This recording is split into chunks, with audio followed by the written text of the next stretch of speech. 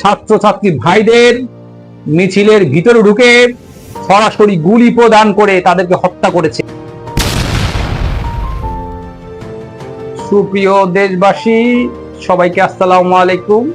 আমি আলী ইসলাম আপনাদের সামনে আবারও এসেছি আমাদের দেশ নিয়ে কিছু গুরুত্বপূর্ণ তথ্য আপনাদেরকে দেওয়ার জন্য।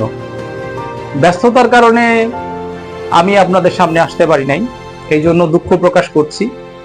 এখন আর ঘরে থাকার সময় নাই, চলে এসেছি আপনাদেরকে দেশ মাতৃকার কিছু বিষয় উপস্থাপন করার জন্য। আমি আপনাদেরকে আমাদের দেশের কোমলমতি ছাত্রছাত্রী এবং সরকার প্রধান নিয়ে কিছু তথ্য দিব। মাঝখানে আপনাদেরকে এমন কিছু তথ্য উপস্থাপন করব যা দেখলে আপনারা বিস্মিত হয়ে যাবেন। হারা রইল কপাট, হারা রইল কপাট, ভেঙে ফেল কর রেলোপাট, রক্ত জমাট শিকল পূজার পাষাণ বেদী। প্রিয় দেশবাসী এবং কোমলমতি ছাত্রছাত্রী ভাই বোনেরা, কোটা আন্দোলন একটা যৌক্তিক বিষয় ছিল। অবশ্যই সকল দেশের মানুষ তার পক্ষে ছিল। আমি যদি ঠিক বলে থাকি, বাংলাদেশের সরকার প্রধানও এর সাথে ছিল। বাংলাদেশ সরকার কোটা আন্দোলনের পক্ষে ছিল, এটা নিশ্চয়ই আপনারা জানেন। মেনে নিতে যদিও কিছুটা বেগ পেতে হয়েছে। প্রিয় দেশবাসী, আজকে বাংলাদেশে রাজপথ রঞ্জিত হয়েছে আমার দেশের ভাইদের রক্তে। আমি বলতে চাই, এর সুযোগ নিয়েছে কিছু দুষ্কৃতিকারীরা। কোমলমতি ছাত্রদের কাঁধে বন্দুক রেখে তারা দেশ শাসনের চিন্তা ভাবনা করেছে। এর পরিপ্রেক্ষিতে ঝরে গেছে কিছু প্রাণ, যাদেরকে আমরা কখনো ফিরে পাবো না, যাদের আত্মত্যাগে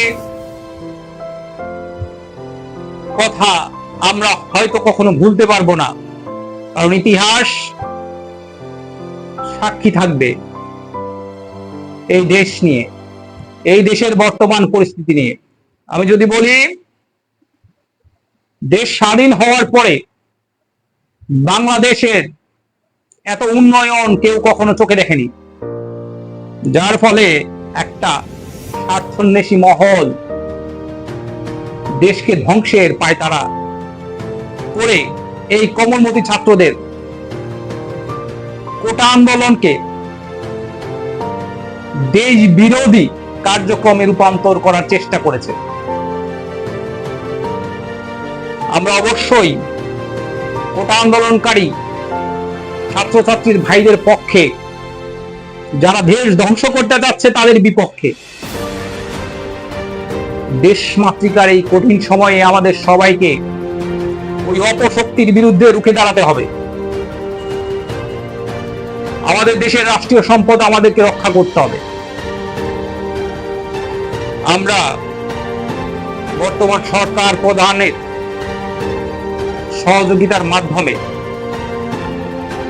দেশকে একটি উন্নত সমৃদ্ধ রাষ্ট্র পরিণত করার অভিপ্রায় ব্যক্ত করছি।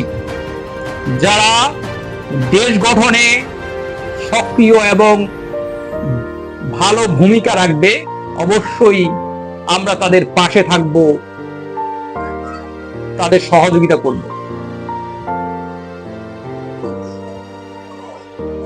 বাংলাদেশের পুলিশ, র্যাব, বিডিআর, আর্মি, এদেরকে কেন নামানো হয়েছে? এদেরকে নামানো হয়েছে দেশের রাষ্ট্রীয় সম্পদ রক্ষা করতে। এদেরকে নামানো হয়নি আমার কোমলমতি ছাত্রদের বুকে গুলি চালানোর জন্য। কিছু স্বার্থান্বেষী মহল ছাত্রছাত্রী ভাইদের মিছিলের ভিতরে ঢুকে তাদের মধ্যে সরাসরি গুলি প্রদান করে তাদেরকে হত্যা করেছে লাশের সংখ্যা বাড়ানোর জন্য। তাই আমি আপনাদেরকে সচেতন করে দিচ্ছি, আপনারা গুজবে কান দিবেন না, দেশকে ধ্বংসের দিকে এগিয়ে নেবেন না।